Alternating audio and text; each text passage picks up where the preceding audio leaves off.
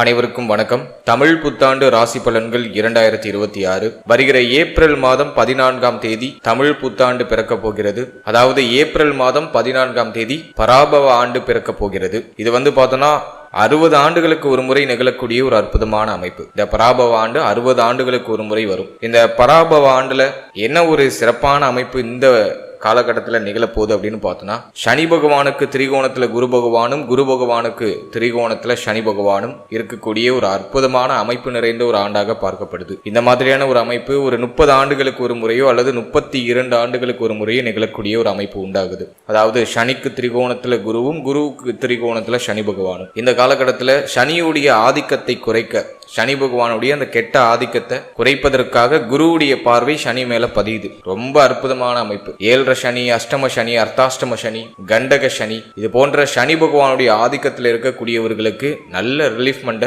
இந்த நேரத்தில் குரு பகவானுடைய பார்வை நமக்கு கொடுத்துரும். எனவே இந்த பராபவ ஆண்டு நிறைய மாற்றங்களை நம்மளோட ராசிகளுக்கு நிச்சயமாக கொடுக்க போகுது.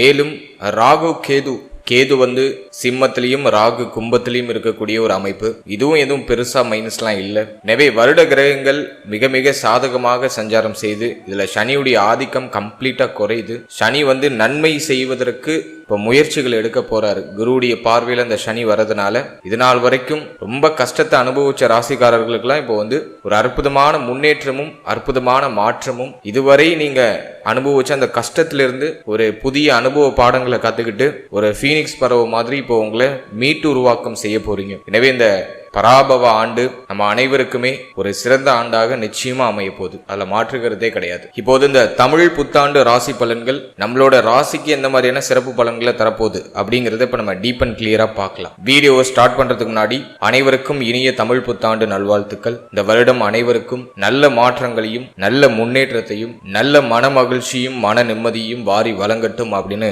இறைவனை பிரார்த்தனை செய்து இந்த தமிழ் புத்தாண்டு ராசி பலன்களை நம்ம இப்ப ஆரம்பிக்கலாம். மேலும் நம்ம சேனலை நீங்கள் இன்னும் சப்ஸ்கிரைப் பண்ணாமல் இருக்கீங்கன்னா மறக்காமல் சப்ஸ்கிரைப் பண்ணிக்கோங்க. அப்படியே பக்கத்தில் இருக்க பெல் சிம்லே கிளிக் பண்ணி நோட்டிஃபிகேஷனே ஆன் பண்ணி வச்சுக்கோங்க. அப்போ தான் நாங்கள் பதிவிடக்கூடிய பதிவுகள் அனைத்தும் உங்களுக்கு உடனுக்குடனே நோட்டிஃபிகேஷனாக கிடைக்கும். இப்போது மேஷ ராசிக்காரர்களுக்கு இந்த தமிழ் புத்தாண்டு எப்படி அமைய போறது அப்படின்னு நம்ம இப்போ டீப் அண்ட் கிளியரா பார்க்கலாம். முதலாவது ராசி மேஷம். செவ்வாய் அதிபதியை கொண்ட ஒரு அற்புதமான ராசி. மேஷத்துக்கு பார்த்தோம்னா கடந்த ஒரு வருடம் ஒரு மாதிரி போராட்டம் தான். கடந்த ஆண்டு அந்த அளவுக்கு சிறப்பா போல, ஆனா நிறைய அனுபவம் கிடைச்சிருக்கு. லைஃப்ல தேவையான முக்கியமான எக்ஸ்பீரியன்ஸ்லாம் நிறைய கிடைச்சிருக்கு. நிறைய பேர் தைரியமா நல்ல முடிவுகள் எடுத்து ஒரு முக்கியமான விஷயங்கள் எல்லாம் ரொம்ப தீர்க்கமா இறங்கினாங்க. அதெல்லாம் நான் பாசிட்டிவா பாக்குறேன். நிறைய மாற்றங்களையும் திடீர் திருப்பங்களையும் நிறைய பேர் சந்திச்சிருப்பாங்க கடந்த வருடத்துல. கடந்த வருடம் கொஞ்சம் டஃபா தான் போனுச்சு. இருந்தாலும் அது எதுவும் நமக்கு ஆதாயம் இல்லாமலாம் போல.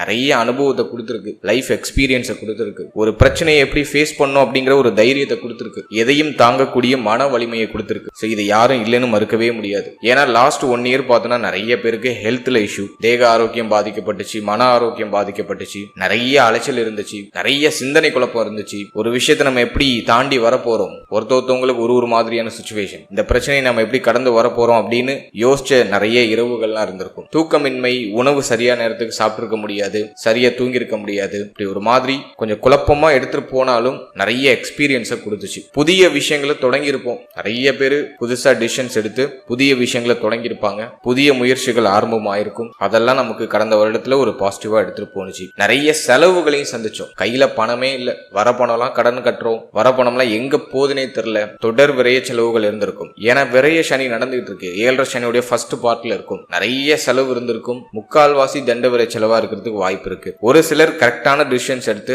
ஏதாச்சும் ஒரு நல்ல விஷயத்துல இன்வெஸ்ட் பண்ணிருப்பாங்க. ஒரு சிலர் பொருளாதார ரீதியா இதுலயாச்சும் போய் முடங்கி இருப்பாங்க. இப்படி ஒரு மாதிரி ஒருத்தருக்கு ஒரு மாதிரி கலவையா எடுத்துட்டு போனுச்சு. ஆனா கடுமையான மன உளைச்சலை கொடுத்துச்சு. அதுல மாற்றுக்கிறதே இல்லை. இப்படிதான் கடந்த வருடம் நமக்கு எடுத்துட்டு வந்துச்சு. இப்போ இந்த பராபவ ஆண்டு நமக்கு எந்த மாதிரி சிறப்பு பலன்களை தரப்போகுது, இதனால் வரைக்கும் இருக்கிற துன்பங்களுக்கு நமக்கு ஒரு நிவர்த்தி கிடைக்குமா அப்படின்னா டெஃபினட்டா கிடைச்சிடும். ஏன்னா 7 சனியுடைய தாக்கம் குறையுது. குருவுடைய பார்வை விரயஸ்தானத்துல இருக்கு. நிறைய மங்கள மாற்றங்களை செய்ய போறீங்க.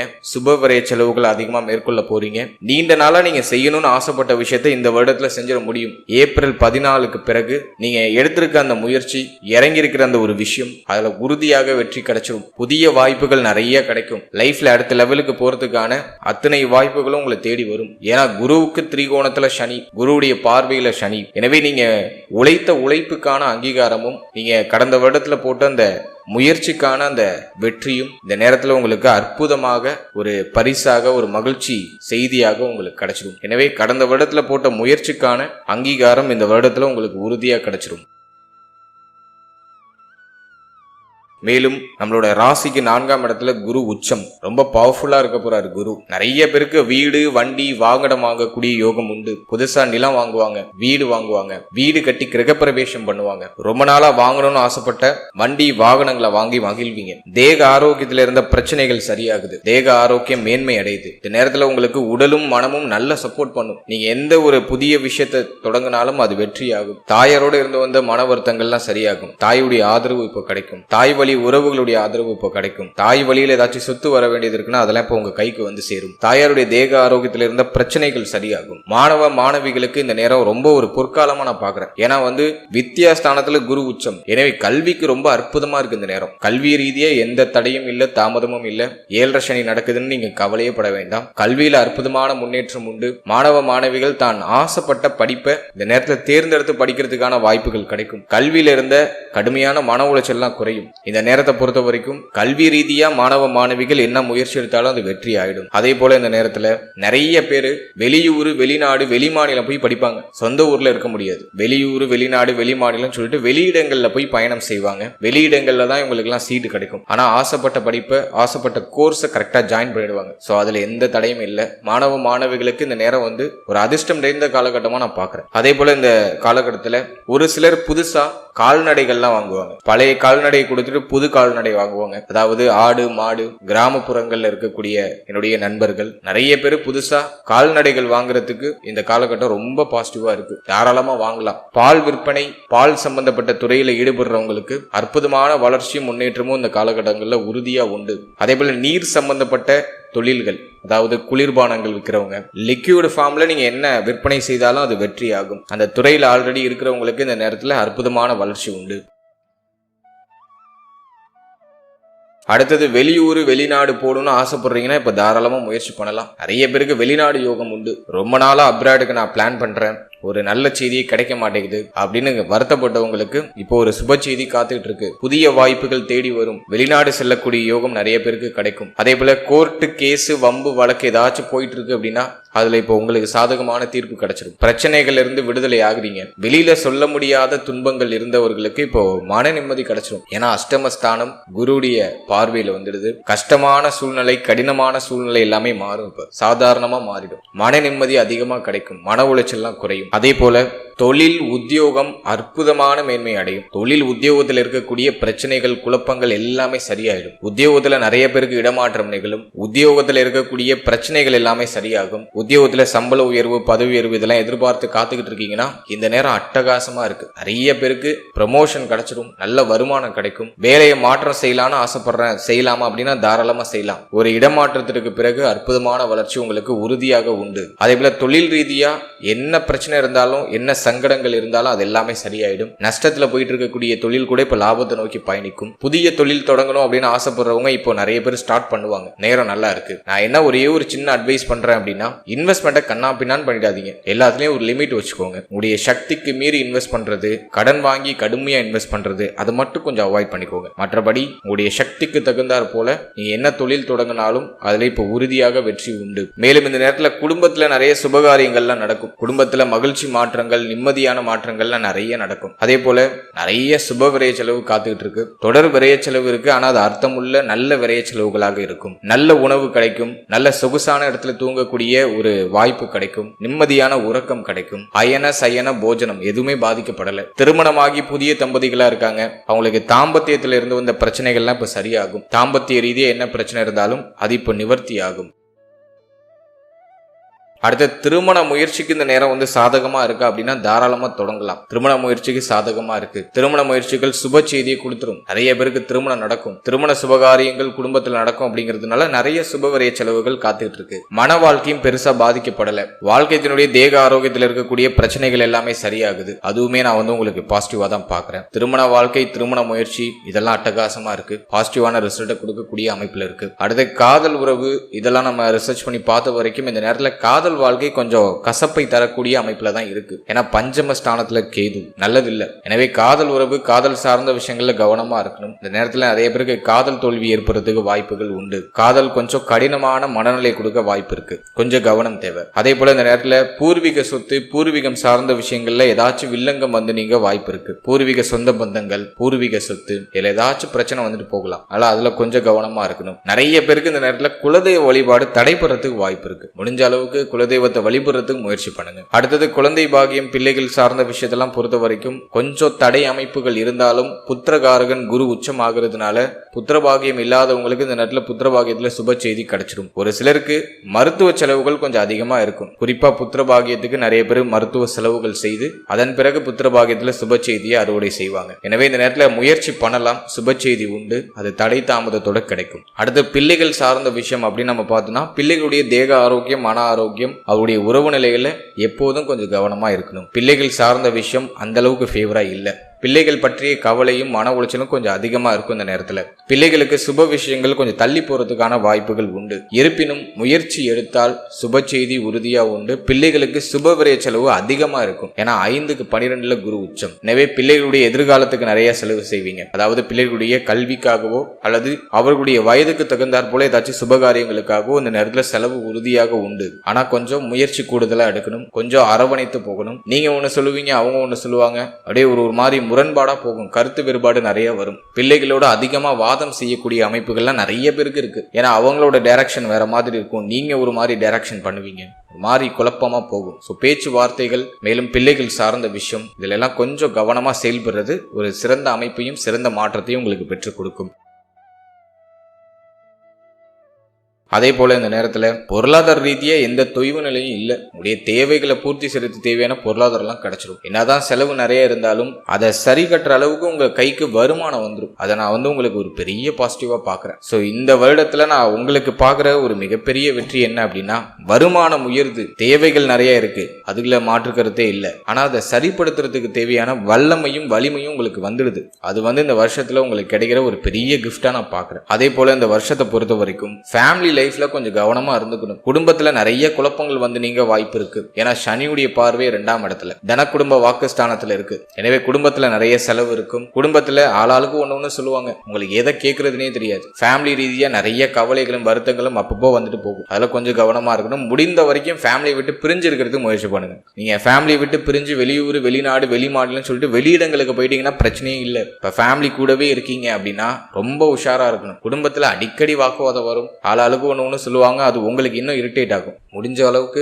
வெளியிடங்கள்ல பயணம் செய்யறதுக்கு முயற்சி செய்யறது ரொம்ப நல்லது. அதே போல இந்த நேரத்துல வாக்குவாதங்களை குறைச்சுக்கோங்க. பேச்சுல ஒரு லிமிடேஷன் வச்சுக்கோங்க. ஏன்னா இந்த நேரத்துல அவசரப்பட்டு என்ன பேசக்கூடாதோ அதை டக்குன்னு பேசுறதுக்கு வாய்ப்பு இருக்கு. நம்ம சும்மா இருந்தாலும் நம்ம வாயில் உடனுடன் ஏதாச்சும் பேசி நம்மள ஏதாச்சும் ஒரு பிரச்சனையில மாட்டி விட்டு போயிடும். அதே போல இந்த நேரத்துல யாருக்கும் வாக்கு கொடுக்காதீங்க. ரொம்ப முக்கியமா நான் சொல்லணும்னு நினைச்சது இதுதான். பொருளாதார ரீதியாகவோ அல்லது வேற ஏதாச்சும் ஒரு விஷயங்கள் சார்ந்த ரீதியாகவோ யாருக்கும் வாக்கு கொடுக்காதீங்க. நான் இந்த டயத்துல இந்த இடத்துக்கு வரேன், இந்த விஷயத்த உங்களுக்கு நான் முடிச்சு கொடுத்துட்றேன், நீங்க ஏதாச்சும் கடன் வாங்குறீங்க, நான் இந்த டேட்டுக்குள்ள உங்களுக்கு நான் திருப்பி கொடுத்துட்றேன் அப்படிங்கிற மாதிரி கன்ஃபர்மேஷனா எந்த ஒரு வாக்கும் கொடுக்காதீங்க. அதை காப்பாற்ற முடியாது. இல்ல பேச்சுவார்த்தைகள்ல கவனம் தேவை.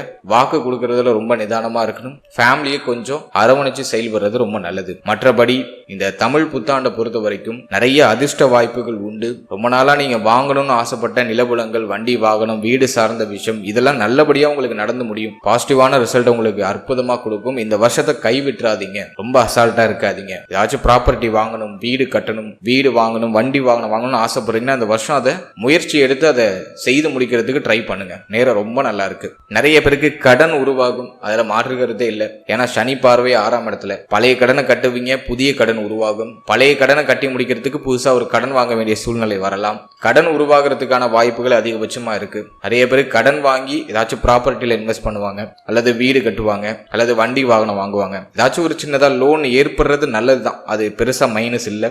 எங்கேயோ தேவையில்லாம தண்டமா அந்த செலவு போறதுக்கு ஏதாச்சும் நீங்க ஆதாயகரமா அதை சேஞ்ச் பண்ணிக்கிறது ஒரு புத்திசாலித்தனம் தான். அதனால கடன் வருது, நான் கடன் வாங்கி இந்த விஷயத்த செய்யணுமா அப்படின்லாம் யோசிக்க வேண்டாம். கையில பணம் இருந்தா எங்கேயாச்சும் போயிடும், எப்படியோ செலவாயிடும், அதில் மாற்றுக்கிறதே கிடையாது. எனவே ஒரு சுபவிரய கடனா அதை மாத்திக்கோங்க.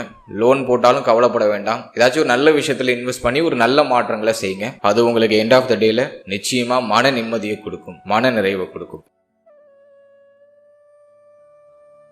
மேலும் இந்த தமிழ் புத்தாண்டை பொறுத்த வரைக்கும் முகம் தெரியாத மனிதர்களுடைய உதவி நிறைய கிடைக்கும். வேற்று மொழி பேசக்கூடிய மனிதர்களுடைய தொடர்பும் அவர்களால் ஆதாயமும் அற்புதமான முறையில் கிடைக்கும். இந்த காலகட்டத்தில் இந்த மாத்திரை செலவு, இந்த மருத்துவம் சார்ந்த செலவுகள் சற்று அதிகமா இருக்கிற மாதிரி ஃபீல் ஆகும். ஆனா தேக ஆரோக்கிய ரீதியா இருக்கிற பிரச்சனைகள்லாம் குணமாகும். மேலும் ஒரு சிலருக்கு பஞ்சமத்தில் இருக்கிற கேது, விட்டமின் குறைபாடு, தோல் சம்பந்தமான பிரச்சனைகள், பெரியவர்களுக்கு மார்பக பகுதிகளில் ஏதாச்சும் பிரச்சனை வருது, மேல் மார்பக பகுதிகளில் ஏதாச்சும் பாதிப்பு வருது, இருதயம் சம்பந்தப்பட்ட பாதிப்பு இருக்கிறவங்களுக்கு இருதயம் சார்ந்த கோளாறுகள் ஏதாச்சும் இந்த நேரத்தில் எட்டி பார்க்கறதுக்கான வாய்ப்புகள் உண்டு. இதுல எல்லாம் கொஞ்சம் கவனமா இருந்துக்கணும். மற்றபடி எதுவும் பெரிய லெவல்ல பாதிப்பா தெரியல.